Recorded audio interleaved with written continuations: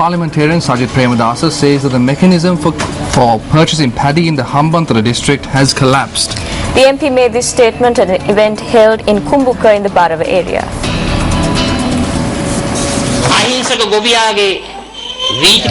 The government does not have any money to purchase the paddy of the innocent farmers. The paddy purchasing mechanism in the Hambantota district has collapsed. They can grant tax concessions for the sons and daughters of the rich to import Lamborghinis to race in the night. Yet, the government does not have money to purchase the paddy of the farmers in the Hambantota district. The current government is destroying the people of this country and attacking the stomachs of the common man. It is creating a society that will feel the brunt of poverty. Frederick Carlton Lewis, also known as Carl Lewis, is a former American track and field athlete and a United Nations Goodwill Ambassador. Yes, he won 10 Olympic medals, including 9 gold and 10 World Championship medals, which included 8 golds. On tonight's Words of Wisdom, we take a look at the words of Carl Lewis.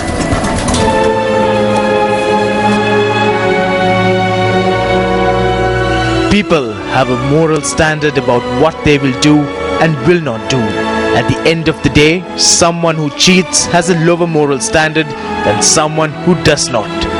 And they will cheat in other areas of life as well. Carl Lewis, former US track and field athlete. The Commonwealth Rally commenced day 17 of its journey today from Navalapitiya and reached Nuwara today.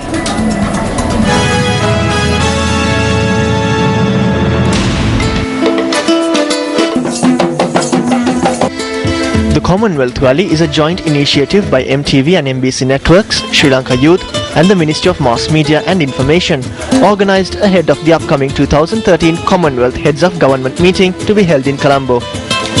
A special ceremony took place this morning, graced by the Minister of Sports Mahindananda Alutgamage prior to the rally's departure from Navalapitiya. The flag of Nigeria was hoisted on the main flag staff on the main float of the rally.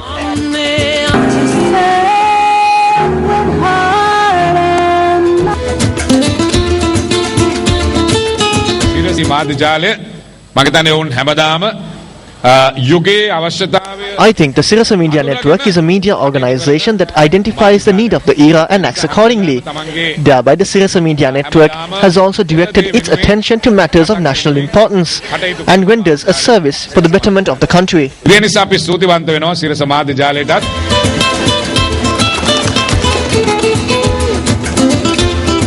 The rally then travelled across the city of Navalapitiya and headed towards Nuwara.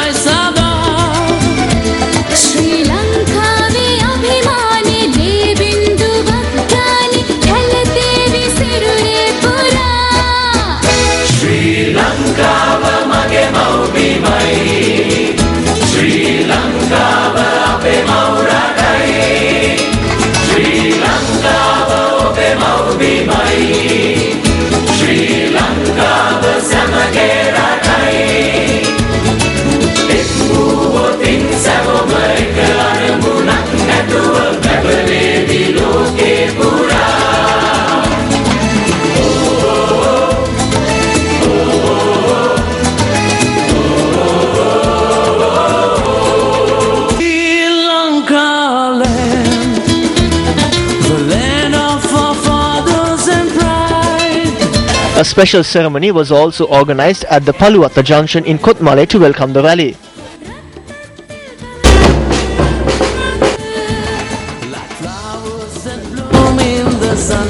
The rally was also welcomed at the Tavalam Tanna Junction in Kotmale.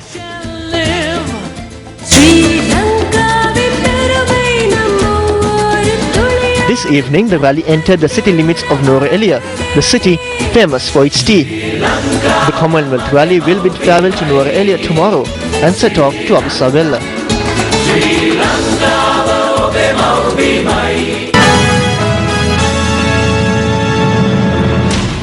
A motor accident occurred in the Bibile area this afternoon. The accident occurred when a jeep had veered off the road. The office of the police media spokesperson said that 2 persons were travelling in the jeep at the time of the accident, but no one was injured. A News First U reporter sent this footage on the accident to us.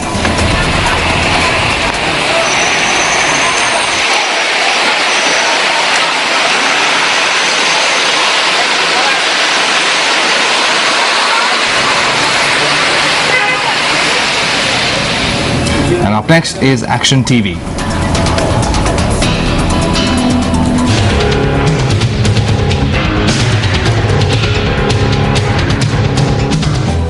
On the 9th of this month, education authorities of the North Central Province took measures to transport school students in this manner in Siripura after students from the Siripura Central College decided to refrain from taking part in a ceremony organized to lay a foundation stone for a building. The students were transported in this manner while police officers from 5 surrounding police stations were called into Siripura looked on. Incidentally, the residents of Siripura too had organized a demonstration based on the same reasons that the students had decided to boycott taking part in the ceremony. The police officers were called in to prevent the demonstration from causing any disruptions to the ceremony. Police protection was provided by 5 officers from 6 different police stations for the ceremony held for the laying of the foundation stone for the construction of the primary section of Siripura Central College, which is to be relocated against proper procedures. The relocation of the school is a result of the 1000 secondary education school program. However, as another abandoned school is located in close proximity to the Siripura Central College that can serve the same purpose, many who say that the construction of a new building for this purpose is a waste of public funds are public representatives from the government itself. I too am disappointed with the waste of money that is taking place. The plea of these parents are reasonable. As the chairman of the Pradesh Sabha, even there is nothing that I can do. Moreover, students from other schools who have no connection to the proposed construction were brought to the ceremony to lay the foundation stone. The construction work of this proposed school is being carried out by a contractor who was arbitrarily selected by a popular education official from the North Central Province. Meanwhile, in this backdrop, the parents of the students of the primary section of the Siripura Central College have decided to construct a school building at their own expense at a state-owned land close to the school in order to fulfill a requirement that had arisen through the 1000 secondary education school program. With this construction, there will be 3 premises where a primary school can function less than a kilometer away from the Siripura Central College. Thereby, a situation has arisen where the primary section of the Siripura Central College has been separated into 3 sections. Shouldn't the appropriate responsibility be to decide on one suitable building for the primary section for the students and prevent the waste of public funds to maintain it? Governor of the North Central Province, this is over to you. During the first 7 months of 2012, 95.7 million kilograms of rubber were produced. However, during the same time period this year, only 69 million kilograms of rubber has been produced. The government data indicates that this was a drop of 27.9%. Meanwhile, during the first 7 months of last year, 1,769 million coconuts were harvested, while that figure had dropped to 1,500 million, a sharp decline of 15.2%. Despite coconuts and rubber showing sharp decline during the 7-month period, the tea production has shown a rise of 3.9%. Now, as we touched upon at the top of the news, the Maldivian presidential election is scheduled to be held tomorrow. But there are doubts whether the election will actually be held as planned. News First, Ramesh Irugal Bandara, who has been following the story in Male, Maldives, filed this report. Maldivians first headed to the polls this year on the 7th of September to elect a new president. Former President Mohammad Nasheed won the 7th September poll with a majority of 45%. However, as he was unable to pass the 50% mark, a runoff poll was scheduled. The Maldivian Supreme Court later annulled the 7th September poll after taking into consideration a petition filed by presidential candidate Qasim Ibrahim, who came in third. The Maldivian Supreme Court called for fresh elections, and the Elections Commission took steps to schedule the election for the 19th of this month.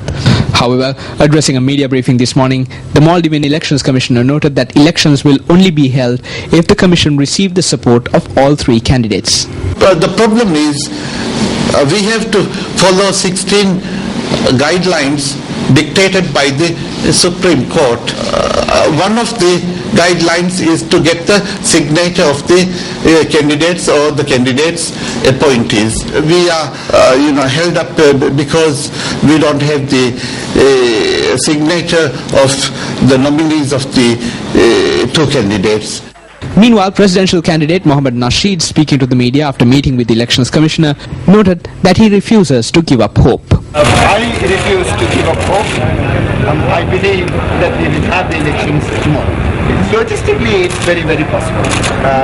The Elections Commissioner has all the lists. He has all the arrangements ready at hand. And there's no island in the Maldives that cannot be reached within 3-4 hours. We now cross over to News First Ramesh Urgalbandara, who is joining us from Maldives via Skype with the very latest. Past 9 p.m. here in Malé, Maldives, and we are yet to receive word if the presidential election will be held as scheduled, because two presidential candidates, Yamin Abdullah of the PPM and Qasim Ibrahim of the Jumhuri Party, have not submitted their approval for the voter registration list. If these two candidates do not endorse the voter registration list, the election could not be held. The PPM has strongly said that they will not endorse this list until they are certain of it. And now in your sports news, it's Carom. Sri Lanka captain and world champion Carom player Nishant Fernando says that he hopes to secure victory for Sri Lanka at the Champions of Champions Carom tournament. Two male Carom players and two female Carom players will represent Sri Lanka at the tournament in New Delhi that is being organized to mark the 25th anniversary of the International Carom Federation. World champion Nishant Fernando will team up with former national champion Chamil Kure in the men's team. This is the first international tournament we will compete in following last year's World Championships that will feature European teams. So we are training hard for it. Our objective is to bring back victory to Sri Lanka. Shalini Lakmali will lead the women's team and she will be joined by Joseph Roshitai. Our main rival is India. We played well against them at the previous tournament. We hope to keep the momentum against them. The Champions of Champions Carom tournament will commence on the 21st of this month. The Under-19 Indo-Lanka Carom test will also take place with the participation of 6 school students concurrent to the main event. With that, we wrap up tonight's primetime news. I'm Stephanie Ladras. And I'm Madhushka Balasuriya, wishing you a good night. News First at 9.